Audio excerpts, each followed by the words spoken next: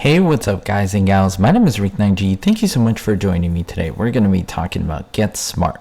More specifically, about an episode of Get Smart that I think is going to blow your mind when you realize where it was filmed. Now, this was submitted to me by one of my viewers. His name is Paul T. I thank you and I give him credit for this. And I was blown away when I found this out. Now, if you're a fan of Get Smart, you will absolutely know this episode, or at least have a hint of this episode. It's called Schwartz's Island. It's from season 4, episode 13, and aired December 21st, 1968.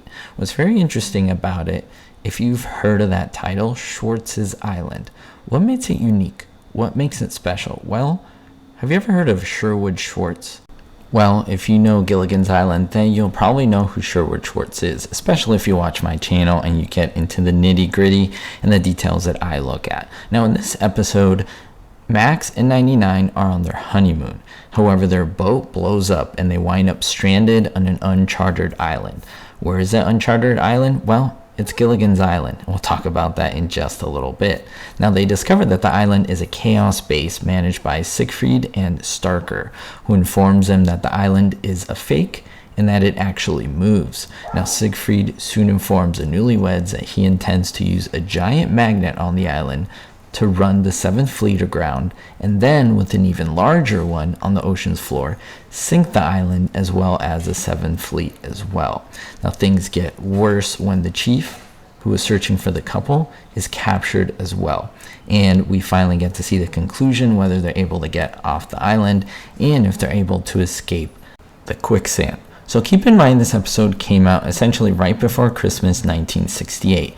Now, when did Gilligan's Island come out? It came out in 1964. They had to make the lagoon for the island in a movie studio, television studio called CBS Center Studios. And it was in Studio City, California. And it was an outdoors exterior set.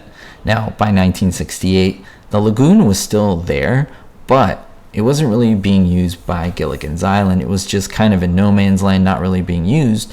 So the studio thought, hey, why don't we just get our money's worth and use the same setting, the same exterior location for this episode and maybe write a story around it. I mean, look at this. You can even see the island itself, which is pretty mind-blowing. The exact image of the island is the one that they use for this episode that is from Gilligan's Island. Now, the shows were essentially filmed right next to each other in very close proximity sound stages, and the lagoon was not far where they essentially filmed all of the interior scenes of Get Smart. So it was really easy for them to be able to do the interior scenes that they needed, as well as going and filming on the lagoon for this episode. Now, my question to you is, did you know about this? Because I only found out just recently, and I was greatly surprised to know that they essentially reuse the same set. Now, they didn't try to cover it up much. You can see the palm trees, you can see the sand, the lagoon that they had, even the plants, the fauna that they use are practically the same. There's not a lot of differences. Now, there is a hut that you can see in a giant magnet. Of course, we didn't see that giant magnet on Gilligan's Island, but that hut was similar to the one on Gilligan's Island, but definitely not the same. But the little cliffs, the little areas, the sand, it's all the same. It is repurposed and used for this episode. Now, did any of you happen to watch this in the 60s or back in the day? Did this pop out at you? Did you realize that this was the Gilligan's Island set? Was it very obvious to you, or is it something that you're just finding out now? I would really love to know down in the comments below.